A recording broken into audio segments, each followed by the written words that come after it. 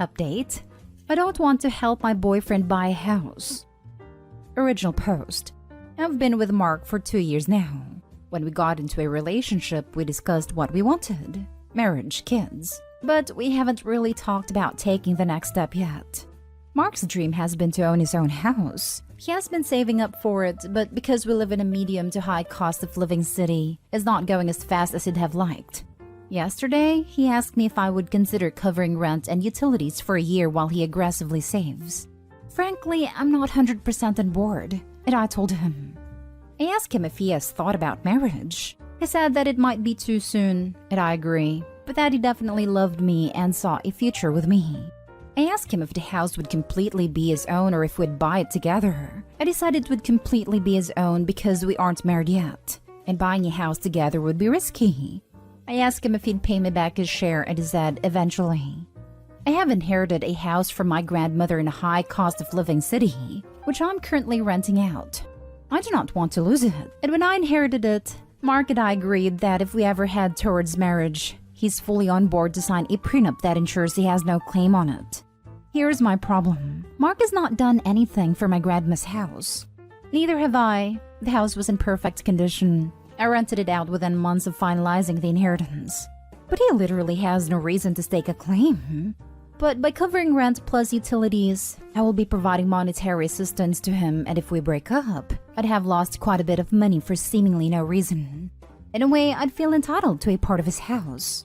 Is this a selfish way to think? I love him, but I don't want to assume this risk, especially because our future together is not clear. I asked him if he'd consider moving in with his parents, and I'll find a roommate, temporarily for a year so he could save up the money. This way, I wouldn't have to spend more than I need to. He'd achieve his goal and we can still continue our relationship. But he said I was being incredibly selfish and untrustworthy because it would be our home, just not on paper. That I clearly didn't see a future with him. And now he's not talking to me. A part of me feels like this relationship is doomed. Is there a way to salvage this? Now for the top advice before reading the update. So he wants to buy a house with your money in part, but you don't get to own any of it? That makes no sense. How about you split the rent and you each save the other half so that you have enough money to put a down payment on a house together if you are ever ready to do it? Assuming you still want a relationship with a selfish kind of guy. Oh hell no. That's such a prick thing to ask of you. He sounds like a loser. I'm sorry. Yikes. If you help pay for it, absolutely get your name on it. That seems like a huge red flag and manipulation. Especially him calling you selfish for wanting part of what you're helping to pay for. If he plans on paying you back, then just say you'll take your name off when he pays you back. Simple as that. Yep, dude knows exactly what he's doing here. You're right, he does sound hell of a manipulative. He straight up asked Opie to gift him thousands of dollars while disguising it as you cover for me. How much more does he need to save? A year's worth of rent is what? $12,000? He's going to owe you at least 12 grand and likely wouldn't be able to repay that very quickly considering he couldn't save that unless you covered his rent for a year. 12 grand is also not going to put a very significant dent in any down payment amounts. No offense. Since you already discussed prenups, if you do decide to go through with this agreement, get a lawyer and have them write a contract. State in the contract that you covered X dollars of rent and that is obligated to pay you back, or that you get that equity stake in the property, etc. And now for the update. Thank you to everyone who commented on the post. It made me realize that I was not being unreasonable at all. After a few days, I proposed the following to Mark. I'd front him the money instead of paying for his rent for 12 plus months he needed for the down payment on his house. He'd calculate what percent that money would be of the total cost of the house. The houses he was considering were in the $500,000 range. I would own that percent of the house. Not 50-50 or anything, just the percent I paid for. If it pays me back within a year, without any interest, I'd remove my name from the deed and he'd own his house completely. If he doesn't pay me back within the year, he'd have to pay me whatever my percent was worth a year down the line, if he intended on owning the house fully. Otherwise, I was happy to have a 10% claim on the house forever. So basically, if I fronted him $50,000 for a $500,000 house, I'd own 10%.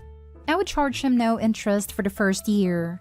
However, if he doesn't pay me back, then he'd need to pay me 10% of whatever the house was worth the next year.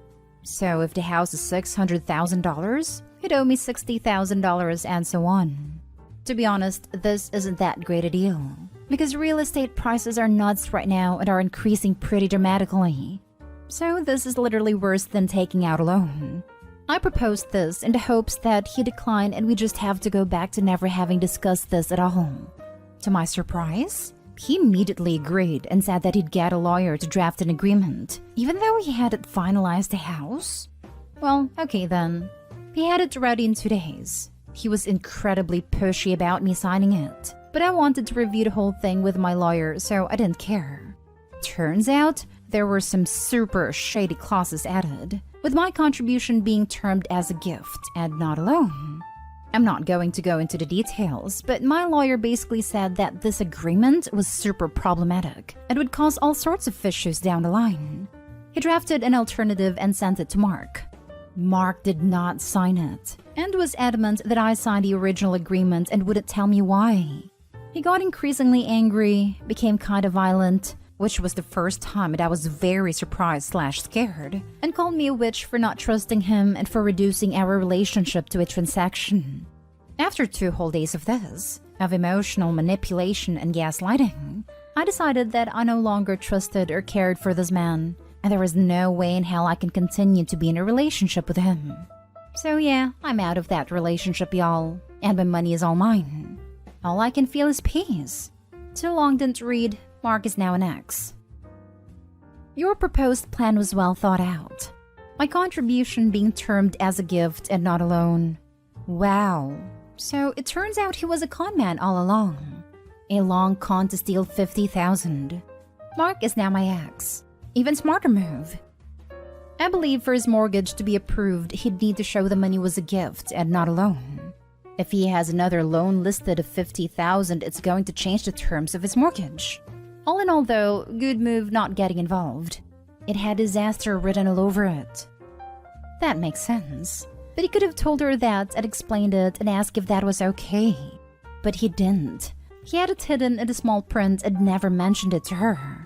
I guarantee his lawyer would have drawn his attention to that fact. It took her lawyer to spot it. There was a huge chance he'd have used that clause to never repay her.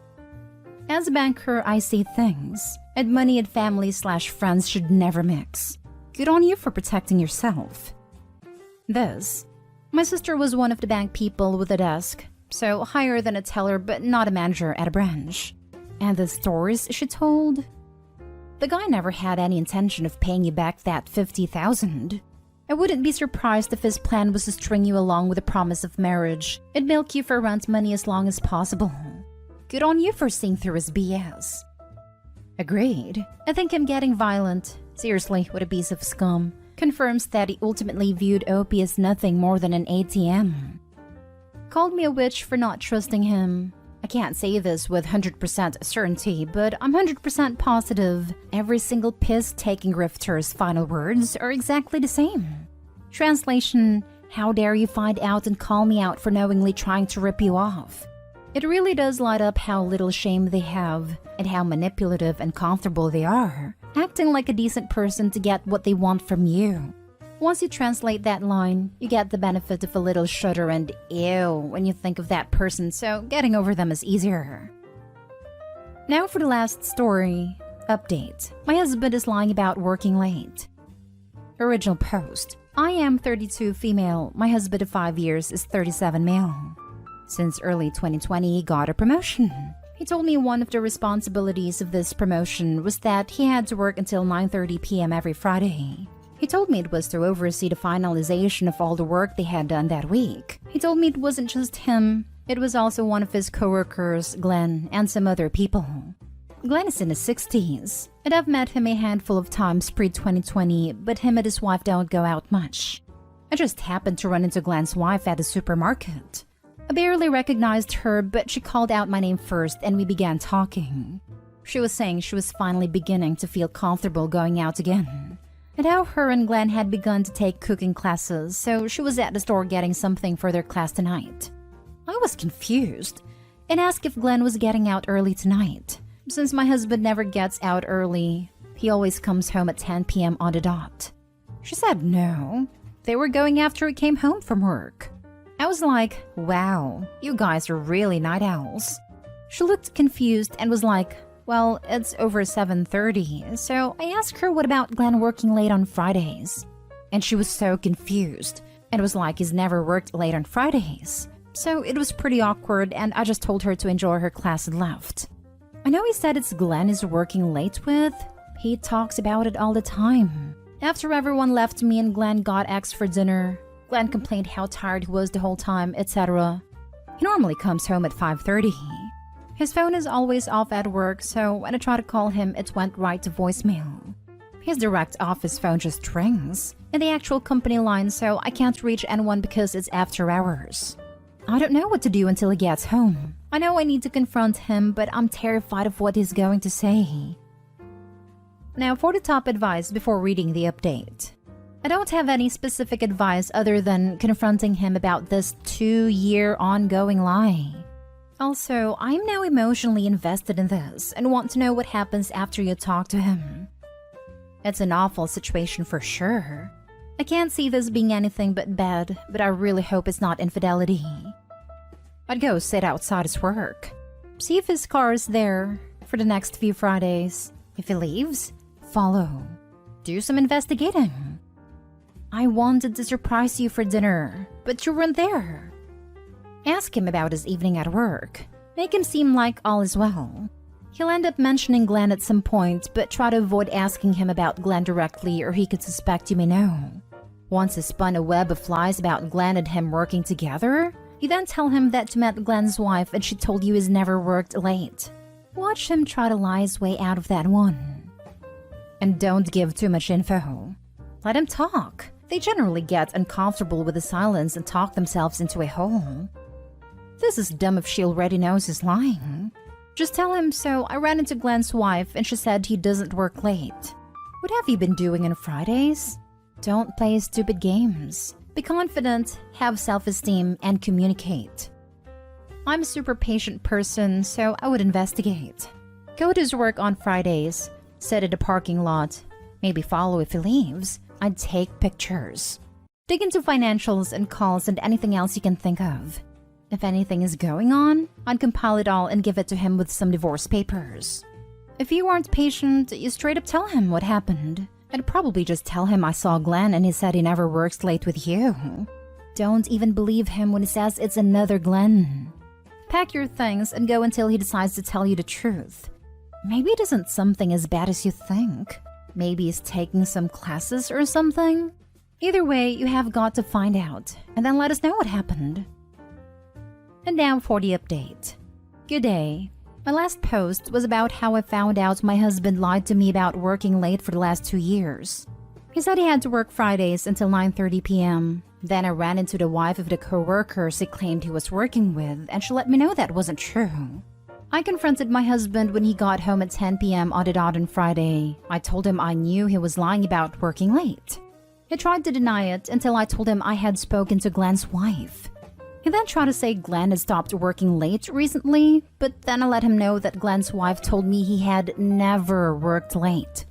Eventually, I found out he was cheating on me with a woman down the street from us.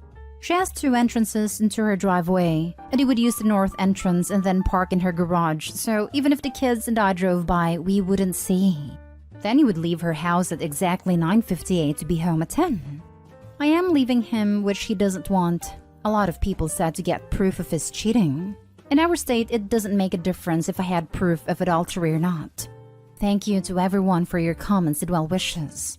Have a great night. I am so sorry. You deserve better, and I'm proud of you for leaving. You do what serves you best. I mean, after all, he had no issue being profoundly selfish, a liar, and a sneak for 2 years, so he shouldn't be surprised. Divorce sucks. It's scary and stressful, but it also has another side at the end which will hopefully be filled with calm and healing for you and your children. Best wishes. I'm so sorry that you have to deal with this. This. The audacity of the man to claim he doesn't want her to leave him after cheating on her for 2 years. What the hell did he think was going to happen?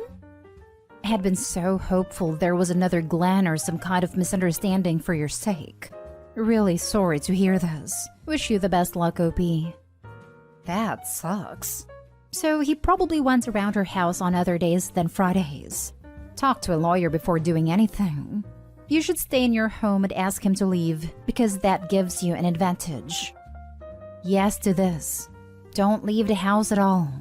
Consultations help a lot and are usually free or cost around $30 to $50.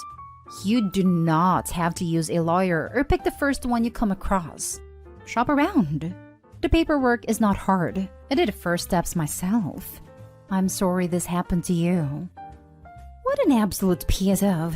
I can write a thesis about what I think of him but won't change anything. You made a right decision, and you will end up better and stronger. You're so strong standing by your decision and not let him emotionally manipulate you. You have no idea how strong you are. Well, at least for me. Hugs from far and electronically. We're proud of you. We support you. You didn't deserve this.